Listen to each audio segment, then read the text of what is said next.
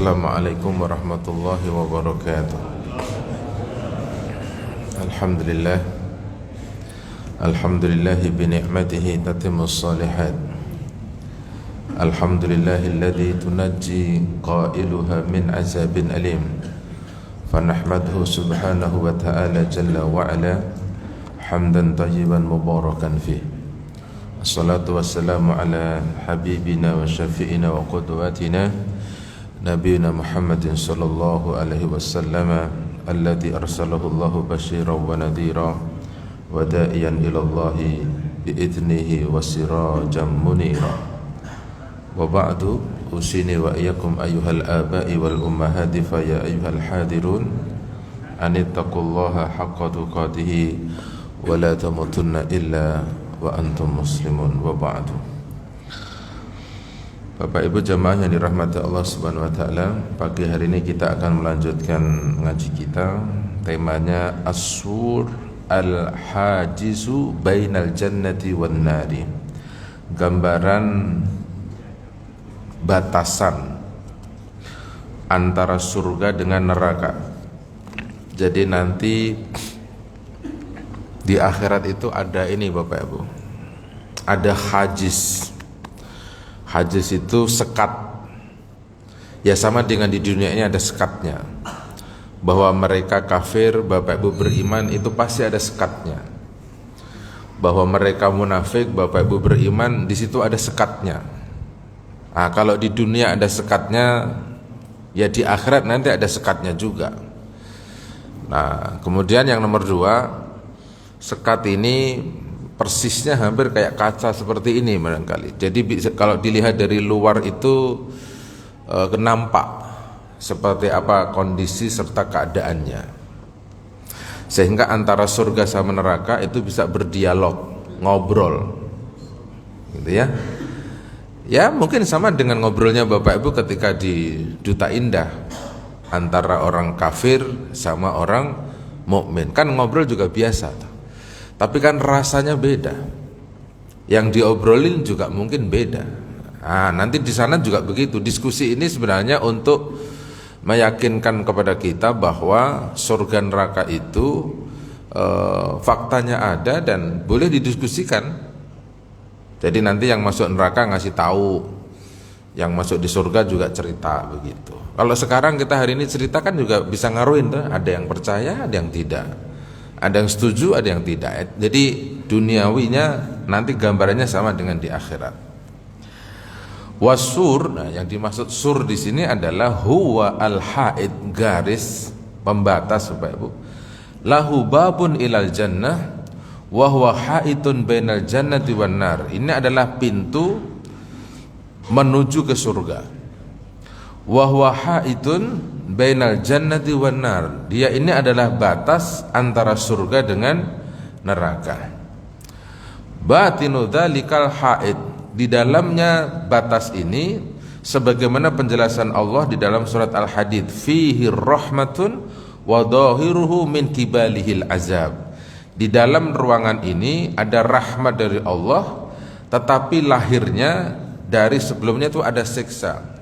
Jadi ada azabnya, ada rahmatnya. Berarti kan ada surga, ada nerakanya begitu. Yakni jahannam. Ini adanya di jahannam. Wal batinu fihi rahmah yakni al jannah. Yang dimaksud dengan batin di dalam tempat itu rahmat adalah surga. Ya, gimana nih cara gambarinnya Bapak Ibu? Jadi kalau ruangan ini besar, masuk pintu dari luar masjid, nah, ke dalam masjidnya ini lalu dibagi 2. Ada fihi rahmahnya, ada fihi jahannamnya. Rahmatnya itu kapling nomor 1-nya surga, sebelah kirinya jahannam. Setelah ada di ruangan ini, nah ruangan ini disebutnya khaitun. Gitu, khait. Fa idza ra'a al-munafiquna al-mu'minina lam ya'ruju alaihim. Ketika orang-orang munafik mereka melihat orang-orang yang beriman, la ya'ruju alaihim, mereka tidak akan naik kepada orang-orang mukmin. Walam yaltafisu ilaihim, dan mereka tidak akan menoleh kepada mereka. Wa ra'auhum fi halis salamah wal fauz. Orang-orang beriman melihat, orang-orang munafik melihat orang mukmin kondisinya selamat dan berbahagia. Al-fauz wassalamah. Fayaqulu lahum al-munafikun, maka orang-orang munafik berkata kepada orang mukmin, alam nakum ma'akum, bukankah kami dulu bersama dengan Anda? Maksudnya fid dunya, di dalam dunia, ala tauhid, dalam tauhid, wa kunna nusalli ma'akum, dan kami juga sholat bersama dengan kalian. Fayaqulu lahum al-mu'minun, maka berkata kepada orang-orang munafik, orang-orang yang beriman, bala walakinnakum fatantum anfusakum, dulu kamu sholat dengan saya, tauhidnya sama, kegiatannya mirip-mirip lah, kok kamu sekarang salamah wal fauz, kenapa kami tidak? Nah gitu. Kira-kira kenapa Pak? Sebelum kita lanjutkan ngajinya, kenapa kok di dunianya sama, di sananya beda? Hah? Ya karena munafik itu cuma sama bajunya, hatinya tidak sama, gitu. Munafik itu duduknya sama di masjid, tapi tujuannya duduk itu beda. Maka setiap kali Bapak duduk di masjid itu, ya kudu ada bedanya dengan orang munafik.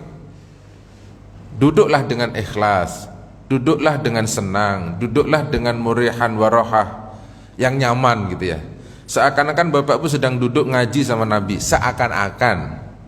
Kalau tidak bisa menikmati seperti itu, tolong diyakinkan bahwa duduk di tempat ini itu adalah duduk yang terbaik, dan duduk yang paling disukai oleh Allah dan Rasulnya itu duduk di masjid.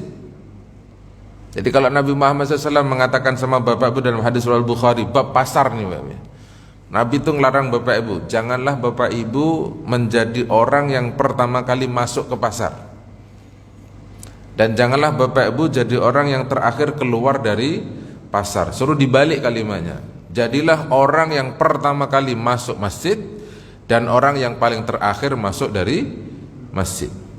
Di masjid ini siapa yang paling terakhir keluar dari masjid? Yang paling sering? Ibu-ibu atau bapak-bapak? Terus ngapain dia kok paling akhir di masjid? Ya maunya Nabi itu kalau ke masjid itu yang paling lama lah, zikirnya banyak, iktikafnya banyak, begitu. Tapi kalau ke pasar dibalik, yang paling cepat. Jadi jangan nunggu pasar sampai tutup. Cuman mau beli cabai sekilo aja muternya satu pasar Pondok Gede dari ujung sampai ujung diputerin semua. Padahal yang dibeli cabai doang sama, cuman bedanya selisih 500 perak. Muter itu berapa ditawar, ya sampai tutup Pondok Gede baru pulang. Dari mana? Pasar. Paling akhir dia pulang. Kalau keluar paling akhir di masjid itu bagus. Kita Bapak duduk dari sini, tadi parkir di pojokan ya, ada kursi, ada bangku, ngopi dulu di situ, itu bagus tuh Pak Ibu. Jadi ngobrolin masalah iman itu memang cocoknya itu di pojok-pojok begitu, itu kasih gazebo aja tuh Pak Ibu. Dan itu keren. Kalau ada masjid, ada gazebonya, itu udah cocok sama sunnah. Jadi kalau Nabi Muhammad dulu di masjid, lalu pergi ke Sakifah. Nah Sakifah itu sebenarnya tempat-tempat ngopi Bapak Ibu, tempat Nabi ngobrol, apa aja diobrolin itu di Sakifah itu, gitu Bapak Ibu. Jadi Sakifah itu tempat dilantiknya sahabat Abu Bakar radhiyallahu anhu, namanya Saqaif. Jadi di Madinah itu dulu banyak tempat seperti itu. Nah Sakifah ini kalau terjemahan hari ini itu tuh tempat ngopi, ya Starbucks, ya apa begitulah. Sepi apa rame Starbucks tuh Bapak Ibu? Rame tuh. Sekarang kafe itu Masya Allah Bapak Ibu, berjamur tuh, tiap gang ada kafe. Senang tidak senang kita punya anak, mungkin ya perginya ke situ juga, duduk-duduk gitu ya. Jadi orang munafik itu bareng dengan orang mukmin, tauhidnya sama, sholatnya bareng, tapi waktu di akhiratnya pisah. Kenapa begitu? Ya kata Al-Quran Bapak Ibu, kata Al-Quran, bala betul kamu dulu bareng dengan saya, akan tetapi kalian telah menfitnah diri kalian sendiri. Artinya ketika dia datang ke masjid itu, hatinya itu serta-merta itu ada munafiknya gitu. Ya sholat nggak ikhlas, bacaannya lama, ngedumel, kayak gitu-gitulah Bapak Ibu orang munafik itu. Orang munafik itu kemana-mana ketemunya salah. Kenapa salah? Ya karena hatinya. Makanya membersihkan hati itu banyak disuruh gitu ya. Banyak dianjurkan. Misalnya surat Al-Ghasyiyah, Bapak Ibu kan dianjurkan itu. Kata surat Al-Ghasyiyah, qad aflaha man tazakka wa dzakara isma rabbih wa shalla. Itu Ibnu Abbas yang dinukil oleh Ibnu Katsir ketika menafsirkan aflah man tazakka adalah aitahara nafsuhu minal akhlaq ar-razilah. Sucikanlah hatimu, jiwamu dari akhlak-akhlak yang hina. Jadi apa? Tazkiyatun nafs. Jadi bukan mensucikan fisiknya dimandiin, bukan, motongin rambut, bukan. Tapi adalah jiwanya, ruhnya, hatinya, nafsuhu minal akhlaq ar-razilah. Sehingga Nabi Muhammad SAW itu salah satu tugas pokoknya beliau di samping yu'allimuhumul kitab wal hikmata kan wa yuzakkihim. Jadi selain mengajarkan, membacakan, ngasih hikmah, lalu beliau disuruh tazkiyatun nafs, mensucikan jiwa. Orang kalau hatinya bersih, baik itu Bapak Ibu, ya akhirnya lahiriahnya juga akan baik gitu. Karena pusat pengendalinya ada di hatinya itu. Apa maksudnya? Ai adzabtum wa ahraqtum anfusakum binnar. Artinya ayat ini, tafsirnya ayat ini, walakin bala walakin futintum, ini dalam surat Al-Hadid yang sama Bapak Ibu. Kalian telah mendapatkan siksa dan kalian telah membakar diri-diri kalian sendiri binari dengan api neraka. Bentuknya apa? Kenapa kok mereka disiksa? Kenapa diazab? Dengan dirinya sendiri itu bi khilafikum li Rasulillahi sallallahu alaihi wasallam wa qaulikum bi alsinatikum ma laisa fi qulubikum. Karena kalian dulu waktu di dunia itu menyalahi Rasulullah Muhammad sallallahu alaihi wasallam dengan lesan-lesan kalian dan mulut-mulut kalian. Ma laisa fi qulubikum, apa yang tidak ada di dalam hati kalian. Jadi mulutnya A, hatinya B. Mulutnya ke masjid, hatinya di luar masjid lah gitu. Kalau bahasanya haji kemarin tuh ada orang pergi haji, habis terbang baru kira-kira dapat 1 jam, bilang pramugari, "Bu, saya pengen turun dulu, burung saya belum ada yang ngasih makan," kira-kira gitu ya. Jadi fisiknya orang ini masih di burung, cuman hati sama anunya sudah terbang gitu loh. Ya saya nggak ngerti apakah nanti dia waktu di haji itu kemudian dia ingat burung terus, atau bisa sama Allah, kan bisa begitu tuh.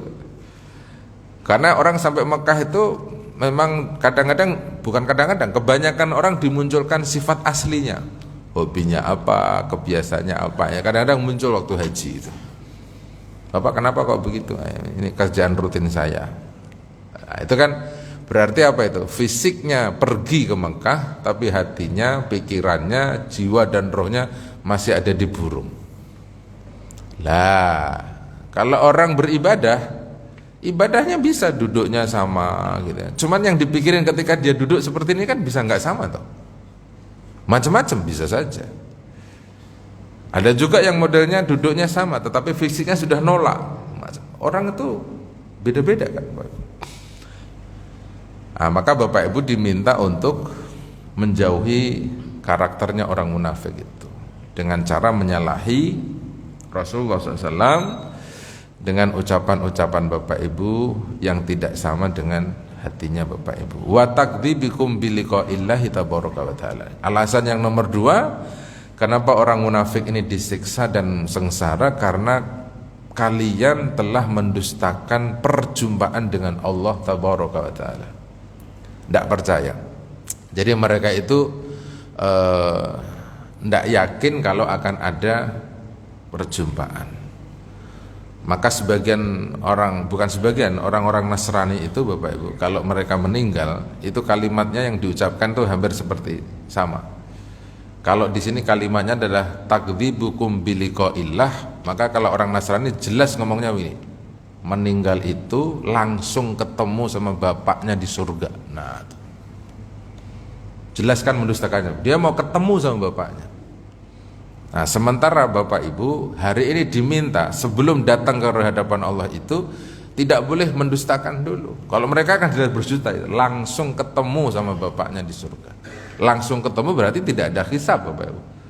Langsung jumpa berarti langsung enak. Maka persiapannya sudah dari duniawi. Pakai jas bagus, pakai ini bagus karena langsung ketemu. Kalau Bapak Ibu enggak. Bapak Ibu kalau dikubur pakai apa? Kain kafan kan? Tidak boleh pakai jas, boleh pakai jas? Enggak, ada enggak orang Islam mati pakai jas? Enggak ada. Pakai mobil Alphard boleh, dikubur sekalian mobilnya? Enggak boleh juga. Ya, yang punya Burj Khalifah Dubai itu meninggal, wah gedungnya pencakar langit, meninggalnya sama Pak Ibu. Makamnya ya 2x1, enggak boleh dia bikin makam 5x5, enggak boleh. Enggak ada. Bapak coba nulis wasiat begitu. Tolong nanti kalau saya meninggal dimakamkan dengan makam 5x5. Insya Allah nggak ada yang makamin. Kenapa begitu? Ya ustadz yang ada di situ pasti komplain. Ini bukan makamnya Rasulullah ini, gitu. Ini nggak ada ajaran syariatnya ini. Bid'ah jelas bikin makam ukurannya 5x5, nggak ada. Ditolak. Nah, saya pernah dengerin radio Asafiyah ya. Ini mungkin kisah inspiratif tentang wasiat seperti itu. Jadi ada seorang ayah yang punya perusahaan sepatu besar, sukses luar biasa. Beliau nulis wasiatnya begini, tolong nanti saya kalau meninggal kaos kaki saya dipakaikan saya gitu. Jadi beliau mewariskan kaos kaki yang sudah sobek-sobek, karena kaos kaki itu punya rekam jejak, punya sejarah, berkontribusi luar biasa ketika beliau sampai punya pabrik sepatu itu. Jadi kaos kaki ini terus terlibat dari awal. Kalau bahasanya Bapak itu mungkin motor Vespanya lah. Sekarang punya Alphard tapi punya Vespa. Nah, Vespanya itu diwasiatkan, ini barang antiknya gitu. Nah, isi wasiatnya adalah ketika mati tolong kaos kakinya saya dipakaikan. Benar tuh, dipakaikan. Ini ada wasiat, bapak saya kalau meninggal kaos kakinya suruh dipakai. Ustadznya komplain, tidak boleh kalau meninggal pakai kaos kaki. Wah, ribut tuh. Akhirnya datang ke notaris. Di notaris tuh dibuka isi wasiatnya itu. Assalamualaikum anakku, kamu pasti hari ini sedang berantem sama notaris, sama ustadz gitu ya. Udah begitu tulisannya. Gara-gara kaos kaki saya. Kaos kaki ini sengaja saya suruh dipakai biar kamu ingat bahwa perusahaan sepatu saya yang besar itu sejarahnya karena berangkat dari kaos kaki butut. Coba sampean pikirkan, kaos kaki ayah yang butut sejelek ini aja nggak boleh ikut masuk ke kuburan, apalagi pabrik sepatu itu. Kira-kira begitu tuh pesannya itu. Itu pesan sepatu, kaos kaki aja nggak boleh dipakai. Padahal kaos kakinya butut, bukan bagus. Ya karena tidak ada aturannya. Akhirnya sebenarnya pesan ini pengen menyadarkan kepada kita kalau kita di hadapan Allah itu hal-hal yang tidak sesuai itu tidak boleh dibawa. Hanya amal soleh saja Bapak Ibu yang boleh masuk ke dalam kuburan itu. Selebihnya tidak boleh. Begitu. Nah, berarti sama dong Bapak Ibu. Orang munafik itu dia itu ikut ngaji, ya ikut sholat Bapak Ibu. Tapi keluar dari tempat-tempat baik itu yukhalif ma'a Rasulillah SAW. Jadi dia berbeda ketika keluar itu. Dia itu bisa baik kalau di masjid. Keluar dari masjid tidak bisa baik. Dia itu bisa jujur kalau di masjid. Keluar dari masjid bisa bohong. Begitu. Maka kalau Bapak pengen nyari orang jujur-jujur yang betah di masjid, jujur, yang baik, cari aja di masjid. Di masjid ada yang bohong nggak? Loh ya ada, memang takdirnya kudu ada yang bohong. Ada. Karena sifat-sifat ini pasti muncul, Pak. Otomatis itu. Terus apa? Wa kadzabtum bihadzal yaum, dan kalian telah mendustakan dengan hari kiamat ini. Jadi ada menyalahi, ada tidak percaya perjumpaan dengan Allah, kemudian tidak percaya sama hari kiamat. Ya toh? Sebagaimana firman Allah, wa gharratkumul amaniyu hatta jaa amrullah wa gharrakum billahi al-gharur. Ini masih surat Al-Hadid, Bapak Ibu, dan telah menipu kalian al-amani, panjang angan-angan. Al-amani itu banyak pengennya yang tidak mungkin. Di dunianya dia munafik, di akhiratnya pengen masuk surga. Itu amani namanya, Bapak Ibu. Di sininya kafir, tapi nanti waktu di akhirat pengen masuk surga. Itu namanya amani. Di sininya dia banyak menolak, banyak menentang, banyak bohong, banyak dusta. Akhiratnya nanti pengen masuk surga. Lah kok enak men, Pak Ibu. Saya juga mau lah begitu, Pak Ibu. Atau kalau mau dispesifikkan, di sini dia mabuk, dia zina, dia judi, dia apa, tapi nanti ketika meninggal pengennya masuk surga. Itu namanya amani, Pak Ibu. Itu amani, itu keinginan yang tidak mungkin. Sama dengan tidak mungkinnya ketika Bapak Ibu berharap atau pengen kembali ke usia 13 tahun yang lalu setelah 80 hari ini. Ya Allah, andai kata saya umur 13 tahun, saya pengen pergi ke pondok ngapalin Quran, ya Allah. Ya itu kan gak mungkin, tak? Bapak balik muda terus mondok gitu, mungkin gak? Gak mungkin. Kata Gusti Allah, ya wis telat sampean itu. Kalau umur balik nih paling kamu ya gitu-gitu lagi, begitu kata Allah. Kalau tak kembalikan ke dunia ya kamu balik-balik lagi seperti itu, karena saya tahu itu. Allah tuh jawabannya begitu. Saya tahu kamu pasti akan bohong itu. Jadi disembunyikan gitu loh, di dalam hatinya. Hatta jaa amrullah, sampai datang perintah Allah. Artinya harapan-harapan kosong itu yang nggak mungkin itu sampai datang hari kiamat. Wa gharrakum billahil gharur, dan telah menipu kalian Allah dengan tipu daya yang luar biasa. Fabima fa'altum bi Rasulillah sallallahu alaihi wasallam bil mu'minin. Termasuk telah menipu kalian wahai orang munafik apa yang kalian kerjakan kepada Rasulullah dan orang-orang yang beriman. Fal yauma la yu'khadhu minkum fidyatun wala minal ladzina kafaru. Maka pada hari ini tidak diambil dari kalian fidyah, tebusan, kafaroh, denda karena sudah mendustakan Nabi, menyakiti orang mukmin. Sekarang tidak bisa diterima fidyah, suap, sogok tidak bisa. Wala minal ladzina kafaru, begitu juga orang kafir. Orang kafir juga tidak pernah bisa menebus dirinya dengan kekafirannya, dengan emas sepenuh bumi ditambah lagi sepenuh bumi, tidak laku. Maka dari ayat-ayat inilah Bapak Ibu, kalau disebutkan di masjid ini ya, nikmat yang paling luar biasa mahalnya adalah nikmat iman dan nikmat Islam. Karena lawan katanya kata-kata itu adalah kafir, munafik. Jika ketika Bapak Ibu masih bisa beriman dan berislam, itu Bapak Ibu sebutlah dirinya kaya raya. Begitu. Kenapa kaya raya? Ya karena sholat subuhnya Bapak Ibu lebih baik daripada dunia lengkap dengan isinya. Coba, cara ngitungnya gimana? Susah. Makanya keluar dari masjid ini, mari kita berbahagia karena kita semuanya kaya. Setidaknya dengan Islam dan imannya kita. Urusan akhiratnya nanti seperti apa, mestinya kita yang lebih bahagia dibandingkan mereka yang kafirun wal munafik. Begitu aja. Nyata? Yakni la yu'khadhu min kafirin wala munafikin fidaun. Artinya tidak diambil dari orang kafir dan orang munafik tebusan atas kemunafikannya dan tebusan atas kekafirannya. Sifatnya orang munafik, sifatul munafikin. Fal kafir huwa alladhi kufrun fi sirri wal i'lan. Kalau orang kafir itu Bapak Ibu, dia kafir waktu sembunyi-sembunyi dan kafir waktu terang-terangan.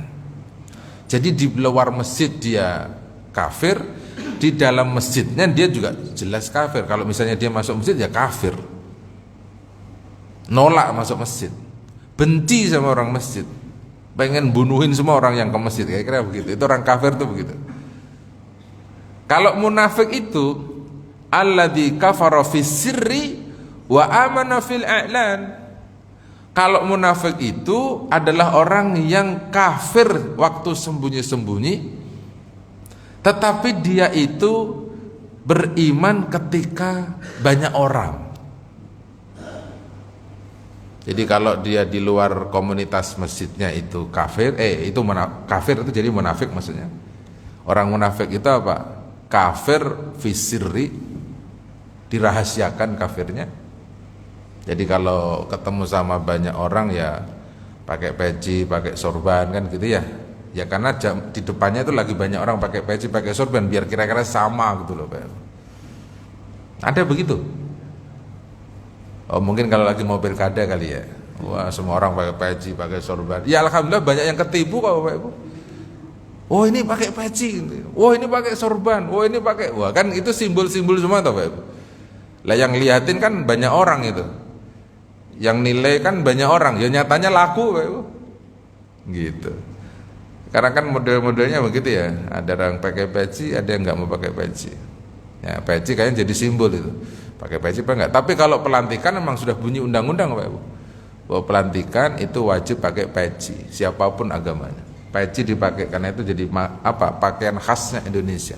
Bukan punya orang Islam peci itu Pak Ibu. Boleh siapa aja itu. Makanya Bapak Ibu kalau ada orang ngaji kali-kali nggak pakai peci, ya dibiarin aja gitu loh. Oh biarin aja lah Ustadz nggak pakai peci, nggak apa-apa. Kadang-kadang peci ditanyain, oh nggak pakai peci sih Pak? Oh yang orang munafik juga pakai peci kok. Masa ya sampai nggak percaya kalau saya itu guru ngaji ya munafik kan gitu, atau kafir masa iya sih gitu. Karena ini simbol-simbol aja kan Pak. Jadi kan agak susah tuh. Munafik berarti susah kan? Jadi kafara fis sirri wa amana fil i'lan. Sementara dia itu beriman ketika terang-terangan. Lagi banyak orang, lagi ngumpul dia beriman. Wa amana bilisani, orang munafik itu beriman lisannya tetapi kafir hatinya.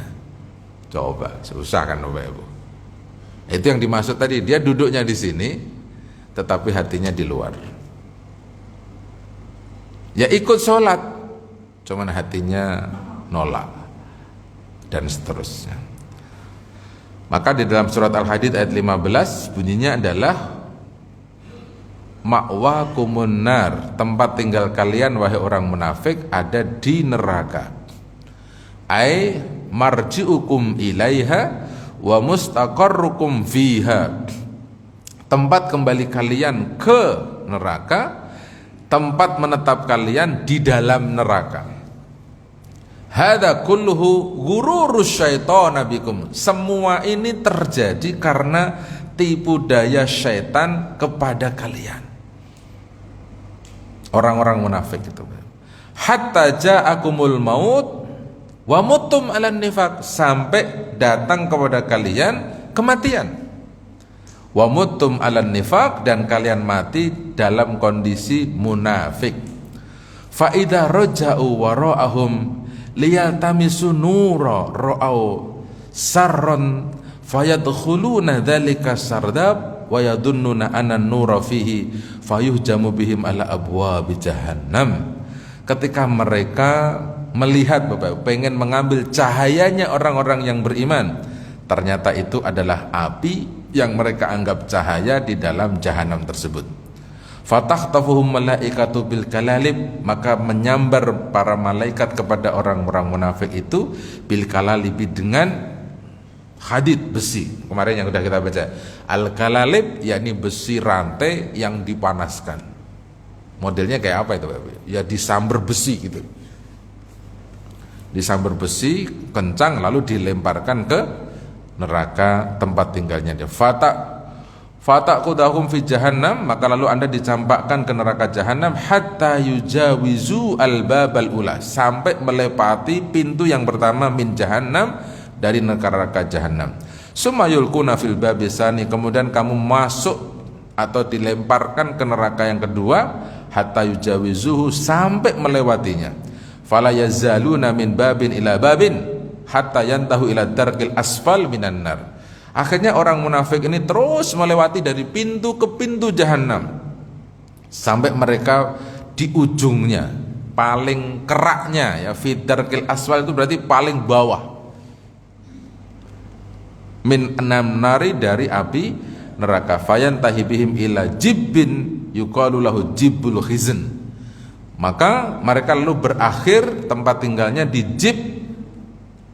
Yang dimaksud dengan jib adalah lahu yuqalu lahu jibbul khuzn. Fi dzalikal jib bi'run yuqalu laha al-habhabu.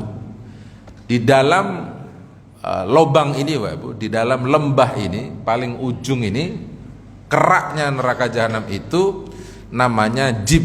Jib itu lembah, lobang. Apa kalau bahasa kita ya, kobangan. Yang di dalamnya itu ada sumurnya habhab.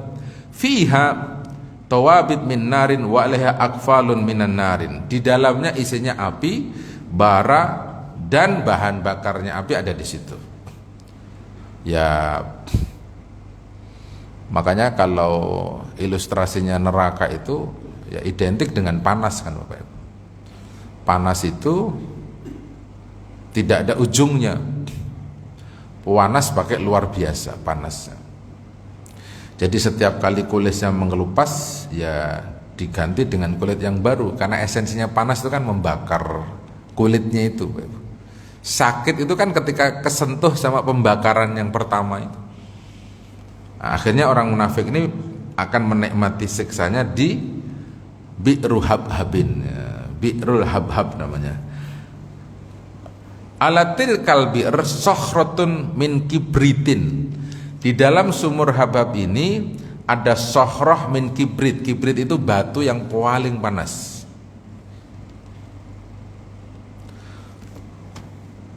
Bapak Ibu, kalau gimana ya, saya punya gambaran gini.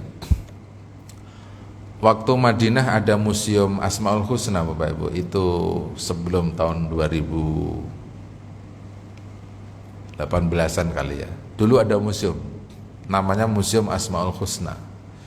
Itu adanya di belakangnya Raudhah itu. Jadi ada Asmaul Husna, ada Museum Al-Quran, ada Ma'ratun Nabi. Jadi ada 3 museum dulu Bapak Ibu. Asmaul Husna, Nabi Muhammad, sama Al-Quran. Nah sekarang 3 museum itu berbayar di Madinah, berbayar Bapak Ibu. Digabung jadi satu, museumnya agak besar tapi berbayar. Nah semenjak berbayar ini setahu saya sepi Bapak Ibu. Karena ya jamaah ada yang suka, ada yang tidak suka. Mungkin begitu. Kalau dulu waktu gratis kan lumayan itu ya, cukup menyenangkan.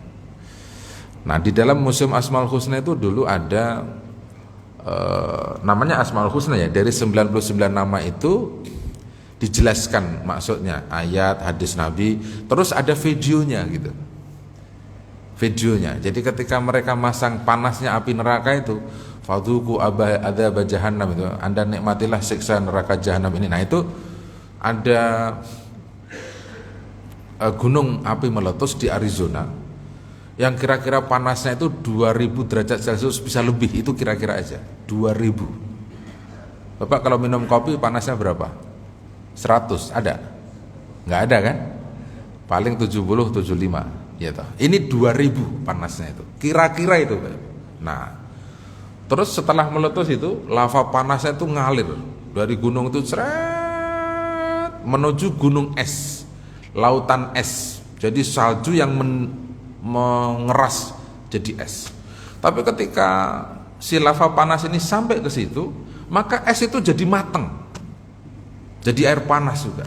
Nah itu coba Bapak bayangin aja. Nah saya waktu itu mikirnya begitu, ya Allah Gusti, ini gunung es saja jadi hancur ya, kena panasnya yang 2000 itu. Bapak nanti kalau pengen ngeliatin neraka yang lebih ekstrim lagi, pergilah ke pabrik mobil, pabrik motor, punyanya Honda atau punyanya apa aja deh, ke Priok, Cilincing, Cikarang, pabriknya Bapak Ibu. Yang di situ ada pembakaran besi tembaga dicairkan. Itu ada tulisannya itu, panasnya itu 5000. Makanya besi langsung hancur jadi cairan. Lalu dibentuk jadi barang mobil itu kan ya. Besi cetak. Awalnya kan besi gede-gede gitu ya. Nah, suatu hari saya pernah OJT ke pabrik Komatsu yang di Cilincing. Pabrik Komatsu ini pabrik alat berat pertama kali di Indonesia. Sampai sekarang ada di Cilincing. 100 hektar itu tempatnya, pinggir tol persis itu. Itu isinya mulai dari bahan mentah sampai jadi alat berat.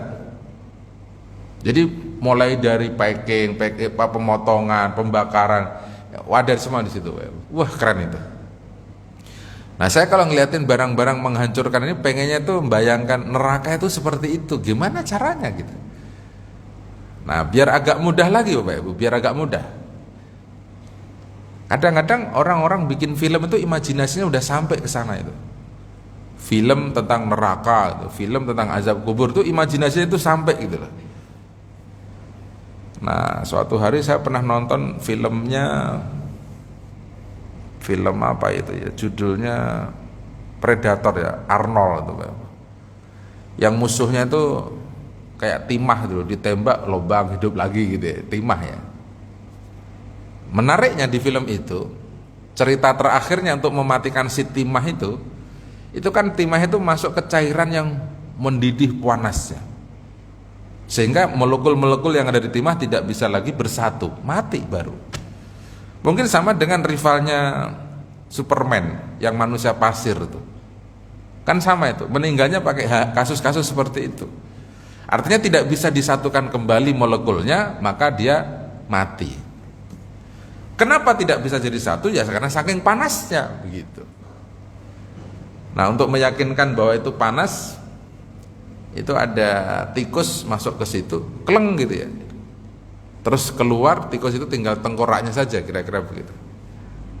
Ya, kira-kira Bapak akan dikasih bayangan kalau nanti masuk ke tempat itu, ya kira-kira tinggal tulangnya aja. Maka Nabi Muhammad SAW informasinya apa? Bapak Ibu itu ada satu tulang yang tidak akan pernah bisa hancur, namanya tulang pangkal. Ya toh? Tulang pangkalnya Bapak Ibu itu. Suatu hari saya pernah diizinkan sama Allah untuk menggeser ya, memindahkan jenazah dari karet bifak menuju ke Pondok Kelapa. Ini jenazah usia pemakamannya 5 tahun. Yang saya lihat pada waktu itu, kok tengkoraknya kepala bisa jadi satu dengan tulang punggung itu, kakinya juga numpuk di tulang punggung itu. Nah, kan saya berpikir, tapi kan saya tidak boleh ngasih tahu yang nyuruh ya, seperti apa kondisi tengkoraknya misalnya. Ya saya bilang jadi satu di tengah-tengah gitu. Pasti saya bertanya, kenapa ya kok dia bisa jadi satu? Padahal kalau dia dimakamkannya seperti ini gitu ya, harusnya kan kepala di sini tengkoraknya. Ya, ini kakinya tuh bisa geser ke tengah, kepalanya juga geser ke tengah jadi satu gitu loh. Yang geser siapa? Misalnya begitu. Nah, saya membaca beberapa riwayat, kan ketika jenazah itu habis dimasukkan ke dalam kubur, rohnya divalidasi oleh Allah dulu kan Bapak. Roh itu kan kalau meninggal kan divalidasi dulu ke langit 7. Sampai ke langit 7 dipastikan, oh ya ini rohnya si A si B. Oke, ini cocok, silahkan Anda kembalikan ke kuburan karena dia saya ciptakan dari tanah. Sampai di kuburan, lalu ditanya 2 orang malaikat gitu ya. Kalau jenazahnya baik ya nyaman, kalau tidak baik kan langsung dipukul oleh malaikat lalu hancur itu. Sekali pukul hancur, sekali pukul hancur. Nah, saya memahami jangan-jangan jenazah yang numpuk-numpuk jadi satu itu karena habis dipukul malaikat hancur gitu. Jadi satu di tengah-tengah. Karena kalau jenazahnya orang baik, sebutlah para nabi, para solehin, para syuhada, kan kulitnya saja tidak pernah dimakan cacing tanah. Berarti masih utuh dong. Kepalanya dibungkus kain kafannya aja nggak tersentuh sama cacing tanah. Artinya ini fakta-fakta dalam kehidupan umat manusia yang bisa jadi acuan untuk mengatakan bahwa bahwa di sana itu siksa itu betul adanya, faktanya iya gitu. Nah, ini kan ini untuk diyakini Bapak Ibu bahwa ini ada sumur hab-hab di dalam jahanam yang isinya bahan bakar dan panas api neraka. Idza rufi'atil kasahra ista'anat niru jahannam. Ketika diangkat sohroknya itu, lapangnya itu, maka akan memancar apinya dari jahanam itu. Mintil kanar dari api tersebut. Allati tahruju minha fataqulu tilkan nar. Apa saja yang keluar dari situ, maka akan dimakan oleh api itu. Allati tahruju min tilkal bi'r niranu jahannam. Apa saja yang keluar dari neraka ini atau pintu ini akan dimakan oleh cahaya api tersebut. Wa ma fiha asra' min tarfati ain. Caranya melahap Bapak Ibu, caranya menghancurkan apa saja yang masuk itu lebih cepat daripada kedipan mata. Jadi kalau misalnya orang jasad masuk, seret itu, ya baru masuk sekedipan mata langsung habis. Ya gambarnya kayak tadi Bapak Ibu. Itu gambaran saya sebagai manusia, ilustrasinya otak saya itu seperti itu. Untuk ngecek bahwa panas itu, ketika panasnya lebih dari 2000 apalagi 5000, itu barang sekeras apapun hancur. Untuk menghancurkan itu berarti kan apa? Sekejap mata atau lebih cepat. Jadi masuk brek hancur gitu. Nah, Bapak Ibu jangan berat-berat mikirnya. Yang namanya orang munafik juga jumlahnya banyak. Maka untuk memasukkan orang yang sebanyak itu ya dengan secepat itu gitu. Apa yang dimasukkan habis gitu. Kita kalau mikirin begini Bapak Ibu, rasa-rasanya mau sarapan jadi males Bapak Ibu ya. Rasa-rasanya. Tapi nanti kalau udah selesai ngaji tuh ngeliatin teh ya enak kok Bapak Ibu. Minum teh seger kan gitu ya. Ya Allah, ini yang sudah ngaji-ngaji kayak gini-gini nih Bapak Ibu. Aduh, pengen apa-apa tuh jadi segen kan Bapak Ibu. Pokoknya kudu baik habis itu. Pokoknya habis ini kudu bener kan gitu Bapak Ibu. Kudu bersih gitu, kudu beriman, kudu yang lain-lain gitu ya. Fayutabil munafikin fayulquna fitil kalbir. Maka diberikanlah kepada orang-orang munafik, lalu dilemparkanlah mereka ke sumur tersebut. Fatudau alaihim tilkas sahrah fala yakhrujun. Maka ditutuplah tempat itu di tanah lapang itu, fala yakhrujuna minha abada, dan mereka tidak pernah bisa keluar dari tempat itu sama sekali. Makanya kenapa Arafah disebut sebagai gambaran perjumpaan Bapak ya. Semua orang yang beriman tinggal di lapangan dengan kenyamanan dari Allah Subhanahu wa taala. Maka kalau orang yang sudah datang ke Arafah itu bebas dari api neraka karena dia sudah pernah merasakan panasnya Arafah. Dan malaikat waktu itu ditanya, malaikatku ini orang pada ngapain sih? Tanggal 9 Zulhijjah habis zuhur kok pada ngumpul pakai baju putih semua itu. Mereka ngelesor-ngelesor di rumput, di tanah, pada ngapain sih gitu. Kan jawabannya malaikat dua itu. Ya Allah, orang-orang ini cuma minta dua kalimat dari engkau. Satu, mereka minta ampunanmu. Yang nomor dua, mereka berharap rahmatmu. Oh kalau gitu kasih tahu, ikhbiru alaihim, kasih tahu sama mereka semua itu bahwa saya sudah memaafkan dosanya mereka semua yang masuk di Arafah, bahwa saya sudah mencurahkan rahmat kepada mereka. Makanya orang yang bisa masuk ke tanah Arafah di tanggal 9 habis zuhur sampai matahari terbenam itu kan mereka dapat satu voucher bebas dari api neraka. Kalau nggak dapat voucher berarti dapat nomor kayaknya lah, dapat kata sandi untuk masuk login ke surga itu. Cerak. Maka yang haji-haji kok ada di pinggiran Arafah gitu ya, ada di jalan-jalan Arafah gitu ya. Ada lagi yang lebih curang tuh, masuk ke Arafahnya itu menjelang matahari terbenam. Jadi orang pada keluar, dia baru masuk. Yang haji kejar-kejaran kemarin itu loh. Kan ada yang begitu tuh. Kalau ada yang begitu jangan cerita deh, nanti malah jadi masalah itu. Udah disimpan aja itu cerita. Nanti sambil menunggu keputusan dari Allah. Kalau hajinya dianggap terima, alhamdulillah. Nggak diterima ya kecelek, udah begitu aja deh. Oh, di dunia kan bisa disimpan seperti itu Bapak Ibu. Wah saya dulu gimana haji, wah begini. Padahal mah nggak begitu. Ya faktanya beberapa jamaah saya tanya, gimana haji kemarin? Dia ngirim foto di Mekah depan Ka'bah gitu ya. Dia kirim foto ke kita. Tempat sa'i dia foto. Ketika kita tanya, Pak, ada foto di Arafah apa enggak? Emang Arafah yang mana Ustaz? Tahu kata saya. Cari aja sendiri sana.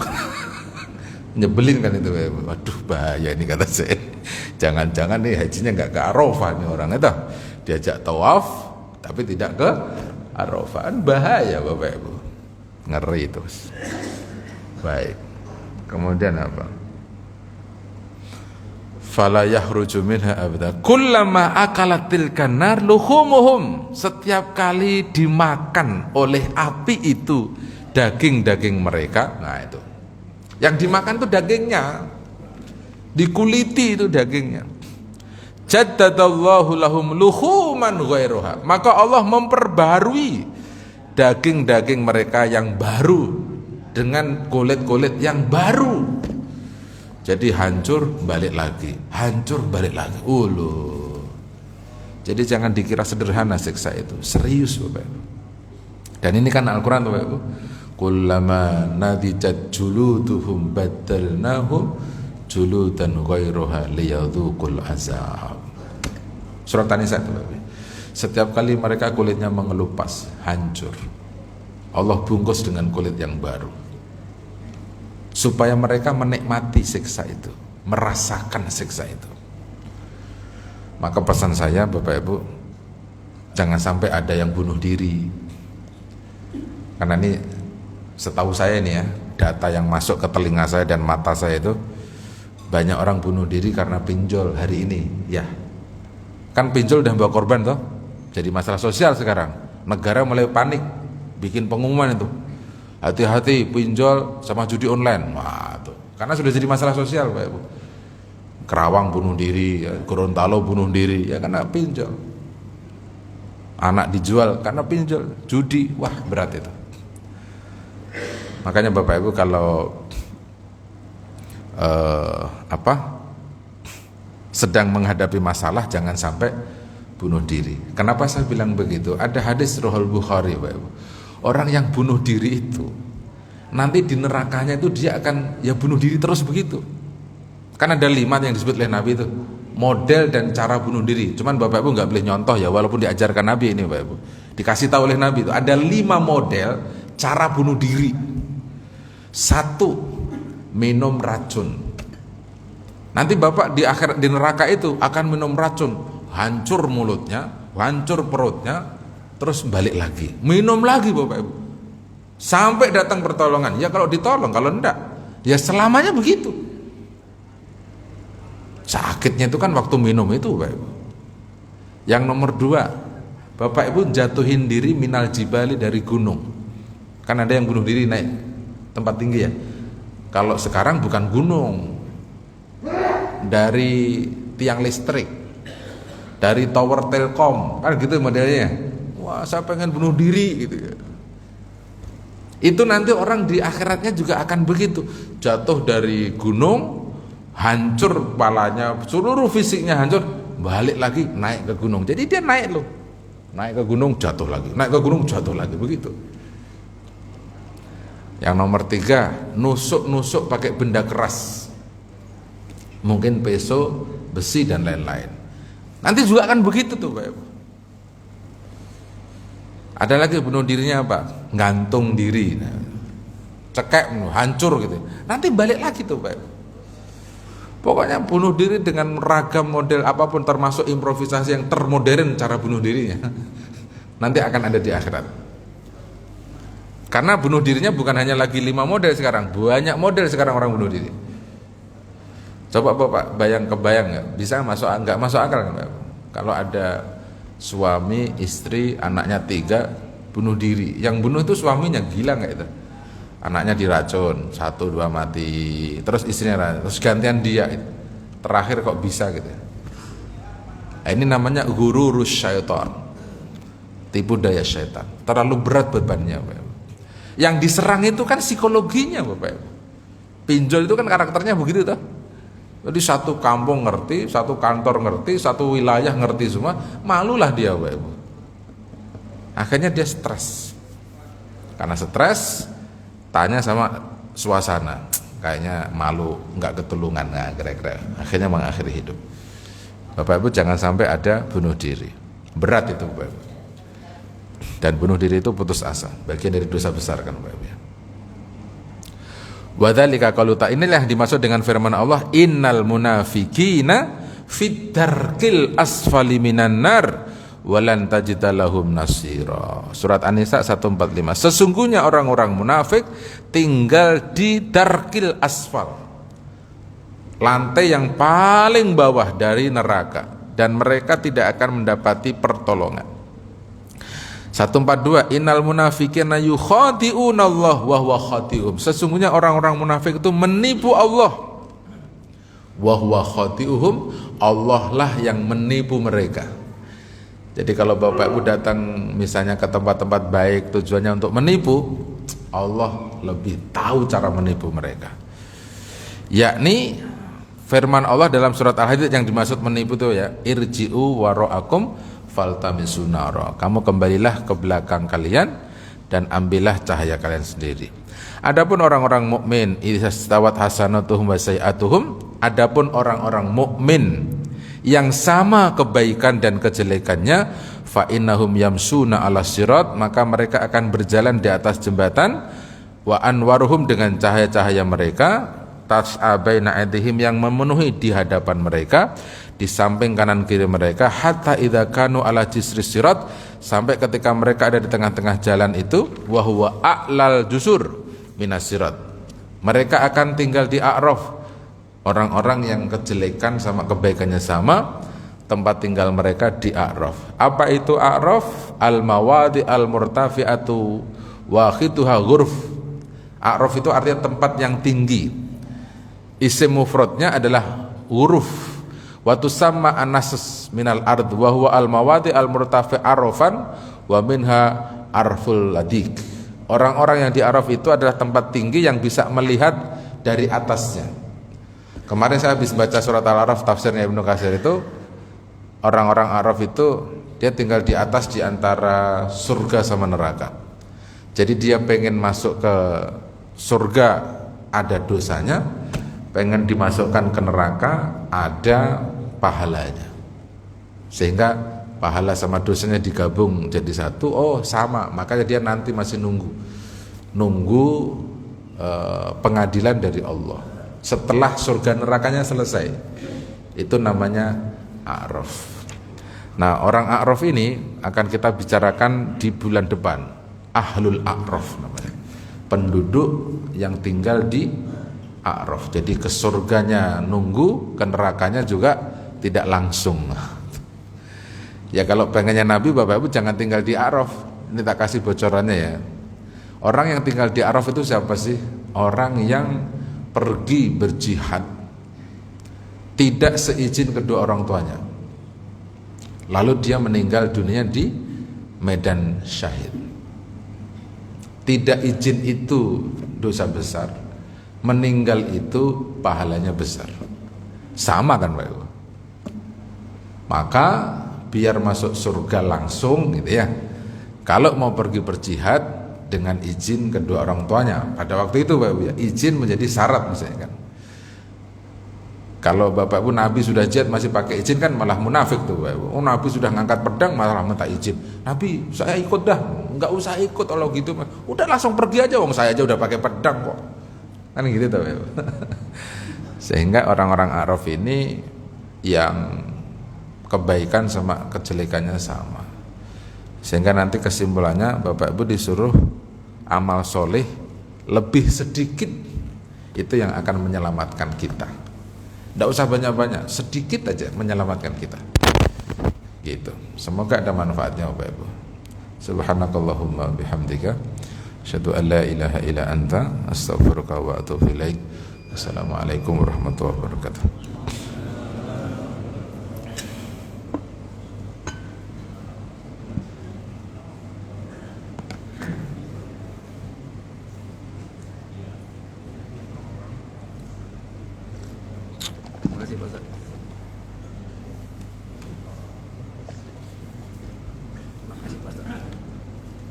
Masih suruk ya Pak? Udah habis? Suruknya udah habis? Suruk udah habis? Hah? Udah?